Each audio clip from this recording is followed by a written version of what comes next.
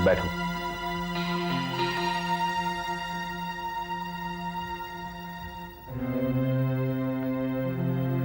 मिलिंद पर लगाया हुआ इल्जाम उतना ही झूठा है जितना मेरे हाथों लालू की जान जाना सच। लालू की मौत के बाद आज तक घटी हर हकीकत से तुम वाकिफ हो। जो काम तुम एसीपी प्रकाश के लिए कर रहे हो मेरे लिए करो। उन लोगों को ढूंढकर मेरे सामने ले आओ जिन्होंने मिलिंद को फंसाया है। एसीपी साहब के साथ काम करते वक्त कानून मेरे साथ होता है, लेकिन आपके लिए काम करना मेरे लिए मुश्किल ही नहीं, लेकिन बहुत बहुत खतरनाक साबित हो सकता है। और मैं ये खतरा क्यों?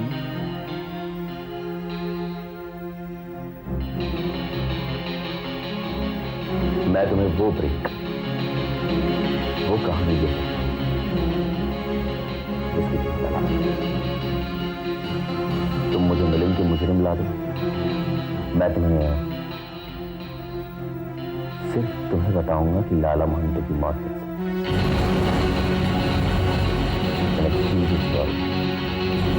तुम्हारे हर सवाल का जवाब रूबरू जैसे तुम।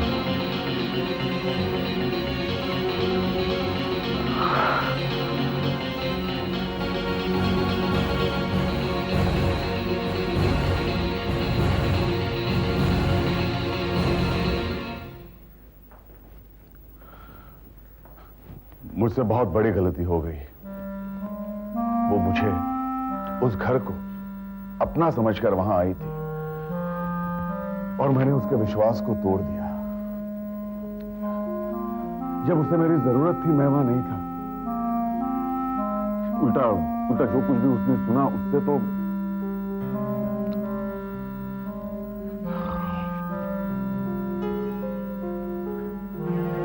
भाभी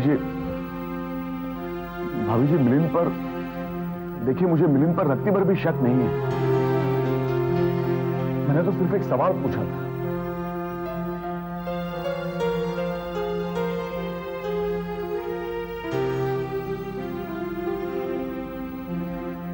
एक्चुअली यही गलती हमने भी की।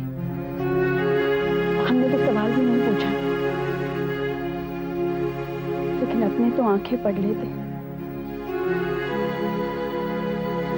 बहुत मुश्किल होता है अपनों से कुछ छुपाना, इसीलिए तो। मम्मा बस,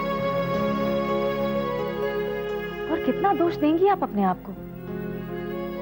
आप लोगों के दिमाग में जो आया वो सवाल नहीं, सिर्फ ख्याल था जो इन हालात में किसी के भी जहन में आता, वो ना चाहे तब भी। दीदी पहले से ही इतनी सेंसिटिव थी, और एक्सीडेंट के बाद जिस तरह मिलिंद ने उसका साथ दिया वो तो दीदी के लिए किसी मसीहा से कम नहीं। इसलिए हम लोगों को इतनी भी रियायत नहीं दे रही दीदी जो आमतौर पर एक इंसान दूसरे को देता है। वो नहीं, आप खुद को तो इतनी रियायत दीजिए मामा। आपने कोई जुर्म नहीं किया, और फिर वो पापा के पास ही तो गई है, लौट आएगी। मैं जानती हूँ उसे, वो अपने पापा की बेटी है, नहीं आएगी। मैं आ गई मामा।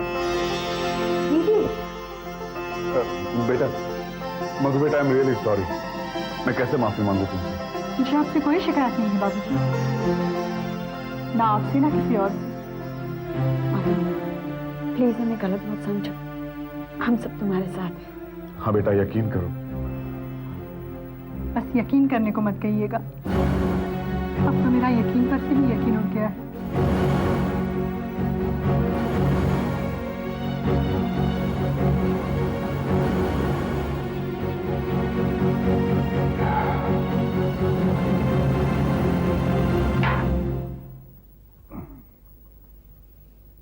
नहीं जानता है तो ढूंढ। बहुत बहुत शौक है ना जर्नलिज्म का। मम्मी पापा को चैलेंज दे गया। पापा एक मौका, माँ एक मौका बस। अब ले, मौका है तेरे सामने। डरता है साले, पहाड़ चढ़ने और ऊंचाई से डरता है।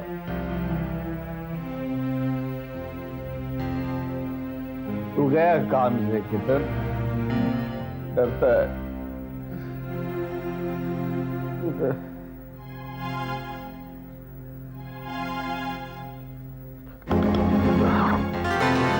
नहीं, चल उठ, तेरे को करना है। You gotta do it, man.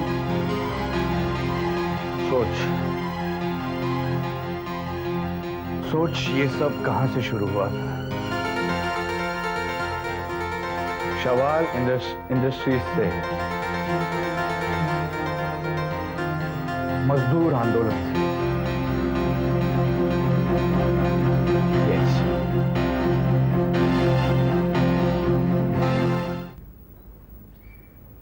यार सतीश, बड़ी बुरी तरह से फंसा दिया अपने यादव भाई को। अपना भाई फंसा नहीं, इसे फंसा है मैनेजमेंट ने। नहीं यार, इस बात को मैं नहीं मानता।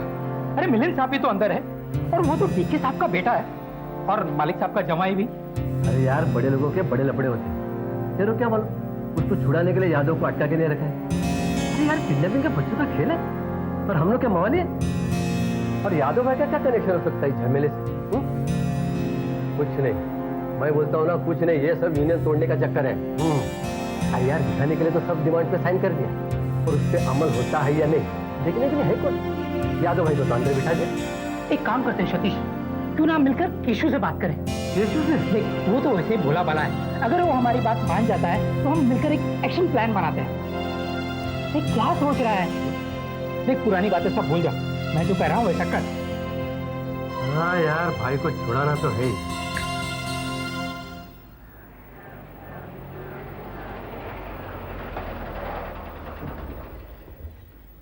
ये जर्नलिस्ट, कहाँ हो तुम? मिले क्यों नहीं इतने दिन से? बस थोड़ा बिजी था। एक नया काम ले लिया है। कम ऑन, तुम तो कहते जब तक महंतों के सुलझ नहीं जाएगा तुम चैन से नहीं बैठोगे, भूल गए? नहीं यार, याद है।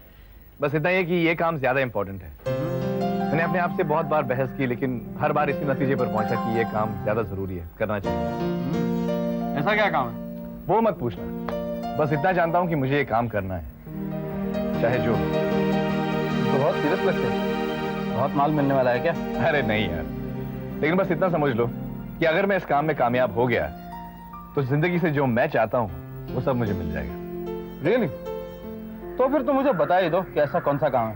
कम नहीं नहीं नहीं, मैं इस वक्त तुम्हें कुछ नहीं बता सकता, मुझसे कोई सवाल मत पूछो। दरअसल मैं तुम्हें इतना ही बताने आया था कि मैं कुछ दिनों तक तुम्हें कांटेक्ट नहीं कर पाऊंगा, और अगर ऐसी जरूरत पड़े तो मैं तुम्हें आके मिल लूंगा, लेकिन वो भी लोगों के बीच नहीं। Okay? Hey, wish me luck, all the best to you. चल बाय।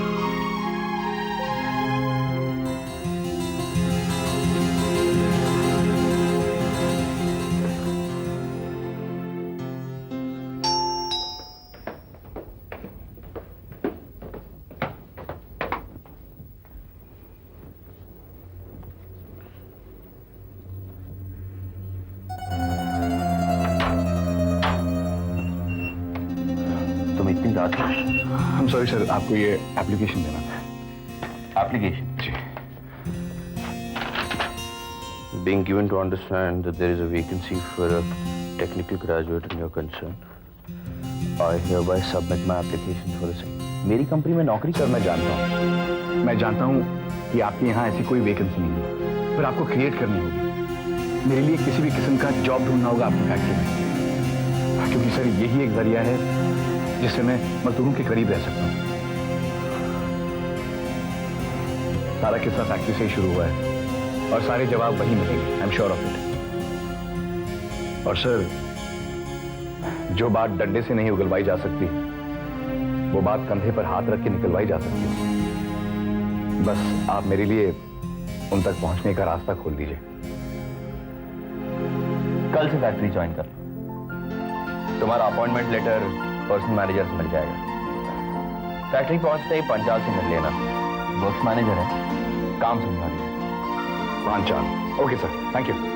मैं अपने वर्कर्स को जितनी सहूलियतें देता हूं उतना ही उनसे सख्ती भी बरतता हूं। फैक्ट्री शुरू होने से 5 मिनट पहले मेरे सारे वर्कर्स फैक्ट्री के कंपाउंड में होते हैं और सायरन ठीक 8 बजे बजता है। 8 बजने में 10 मिनट पहले मैं पहुंच जाऊंगा sir. Thank you, good night. Ketan, yes sir, all the best. Thank you, thank you.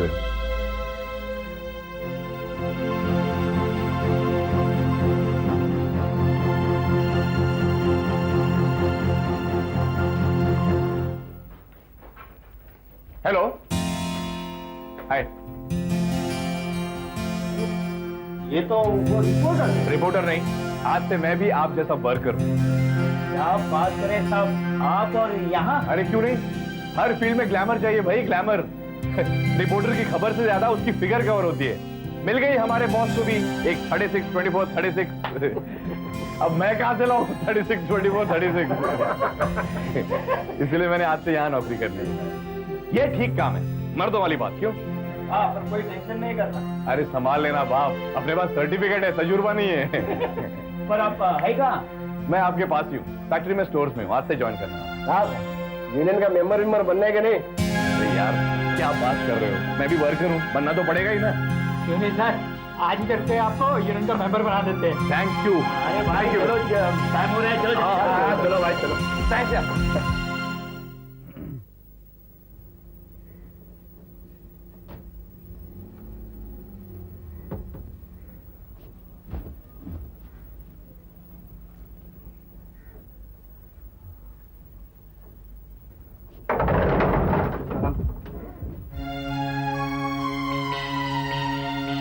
Good afternoon sir. तुम? केतन, गामा टेलीविजन जर्नलिस्ट, अगर आपको याद होगा तो। सर मैंने आज से ही शवाल इंडस्ट्रीज ज्वाइन कर दी। तुम यहाँ नौकरी कर रहे हो? जी सर, आज से ही। वो दरअसल क्या है सर कि जर्नलिज्म का भूत बहुत हो गया। अब आदमी कमा तो नहीं सकता, सेटल भी नहीं हो सकता, और माँ बाप ने जो बचपन में मार मार के पढ़ाया था वो आज काम आ रहा है। मैंने आज से ही ज्वाइन किया सर, स्टोर्स में। तो जी। तो यहाँ क्या कर रहे हो? ये एडमिनिस्ट्रेटिव ऑफिस है, फैक्ट्री के लोगों को बिना इजाजत यहाँ आना मना है। तुम्हें आने किसने दिया? वॉचमैन? Sorry, very sorry. दरअसल मैं नया हूं ना, तो इसलिए अब पेशा बदल दिया, लेकिन आदत इतनी जल्दी नहीं बदलेगी ना सर। मैं बस इधर उधर देख रहा था। और वो क्या है सर, दरअसल मैं यहाँ के कायदे कानून नहीं जानता, but I sure you sir कि फिर से ऐसा नहीं होगा। I shall obey every rule of the company. मैं हर कायदा हर कानून चुस्ती से पालूंगा। I thank you sir, good day.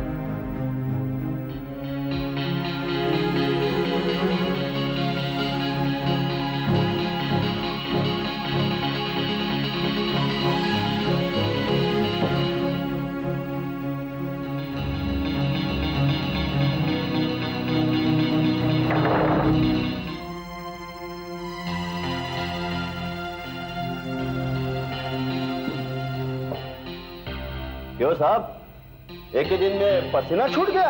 अरे हाँ यार, मेरी तो हालत ही खराब हो गई। सोच के आया था कि शवाल इंडस्ट्रीज में इतनी सहूलियतें हैं, इतनी अच्छी तनख्वाह, आराम मिलेगा, पर नहीं, पहले दिन इतना पसीना छूट गया। निकलेगा ही ना, कैमरा नहीं, यहाँ क्रेन से काम होता है। अरे भाई तुम लोग कल गेट मीटिंग पे आ रहे हो या नहीं? गणेश यादव है ना, हाँ? वो अंदर है, किसी को छुड़वाने के लिए। वो गणेश यादव को छुड़ाने के लिए? पता नहीं क्या हो रहा है आजकल, यूनियन की हालत तो देखो, एक आदमी जगह पर नहीं मिल रहा है। धूल जमा हो रही है ऑफिस में, कुछ काम हो, फरियाद हो तो सुनने वाला भी कोई नहीं। अरे यूनियन थी वो हमारे लालूदा के वक्त, लालूदा गए क्या और यूनियन का हुलिया ही बदल गया। काश आज लालूदा। क्या?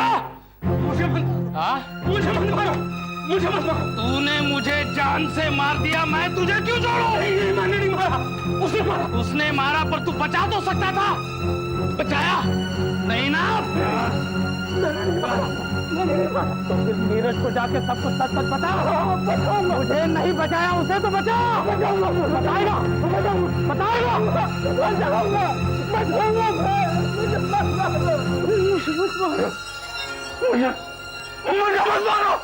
मुझे मत मारो, मुझे मत मारो, मुझे मत मारो, मुझे मत मारो, मुझे मत मारो, मुझे मत मारो, मुझे मत मारो। कौन मारे? वो कौन?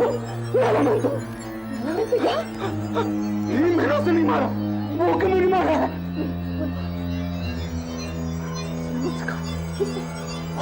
उसने मारा है, मुझे मारा है, सच्ची, मैं उसे मार दूंगा। नहीं, तुम नहीं, तुम मत करना। नीरज सवाल, मुझे नीरज सवाल से मिलना। नीरज सवाल, सारा, सारा मेरे कपड़े। मुझे मत दो, मुझे जाना। नहीं दीदी, मुझे दिवस जाना दीदी, दीदी मुझे दिवस जाना। नहीं दीदी, नहीं दीदी, दीदी मुझे जाना, मुझे जाना। सीधा अंदर झंडा मार देंगे। मैडम आप बात छोड़िए, हमको हमारी ड्यूटी करने दीजिए। चल अंदर, तुम मुझे मारोगे। चल अंदर, मारोगे तुम मुझे। मुझे मारोगे, मुझे मारोगे। चल के मारोगे, मुझे मारोगे।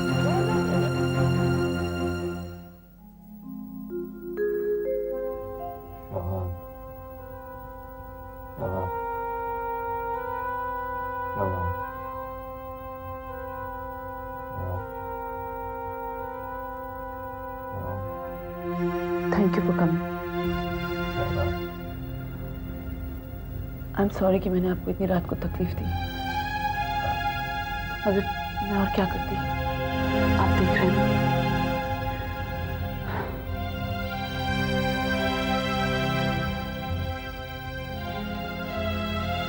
पुलिस वालों के साथ लगा, इसलिए ये सब नहीं। आज की रात को सभी पुलिस वालों को बंगले से। बिल्कुल डॉक्टर साहब। घबराने की कोई बात नहीं, इट्स ओके। और उसके हाथ पैर? इट्स ओके, अब वो सो जाएगा। बोल देंगे, बट नो पुलिस नो। जी डॉक्टर साहब। एक्चुअली शवाल साहब, मैं बबलू की प्रोग्रेस से काफी खुश हूँ। मानसिक रोग, खासतौर पर साइकोटिक इलनेसेस काफी वक्त ले लेती है ठीक होने। ये उतार चढ़ाव तो चलते ही रहेंगे, लेकिन खासतौर पर गौरतलब बात यह है कि उसके ल्यूसिड इंटरवल्स, यानी वो वक्त जब वो साफ सोच और समझ सकता है, वो बढ़ने लगा और वो साइकोथेरेपी को भी रिस्पॉन्ड करने लगा। अब वो अपने डर पर, अपने गुस्से पर पहले से ज्यादा और जल्दी काबू पा लेता है। He is very much in control of his emotions. लेकिन जब भी वो किसी ऐसी चीज को देखता है जो उसके लिए इमोशनली लोडेड होती है, तो गड़बड़ होने लगती है। फ्रैंकली मैं उसे हॉस्पिटलाइज करना चाहता हूँ। डॉक्टर साहब please no hospital. I know सवाल साहब, इसके लिए मुझे आपकी मदद की जरूरत पड़ेगी। कहिए। सवाल साहब, आप कुछ दिनों के लिए रोजाना बबलू को मिलने आ सकते हैं, इतना भी टाइम स्पेयर कर सकते हैं। क्या है कि वो बहुत दिनों से आपसे मिलना चाहता है, आपको कुछ बताना चाहता है। अब मैं ठीक से तो नहीं कह सकता कि और कितने घंटे या कितने दिन लगेंगे। हो सकता है जागने के बाद वो ये सारा किस्सा ही भूल जाए, या फिर वो सब बताने लगे, सब वो बातें जिससे उसकी डिस्टर्बेंस बढ़ रही है। आई थिंक डॉक्टर साहब इज राइट। मुझे क्या करना होगा?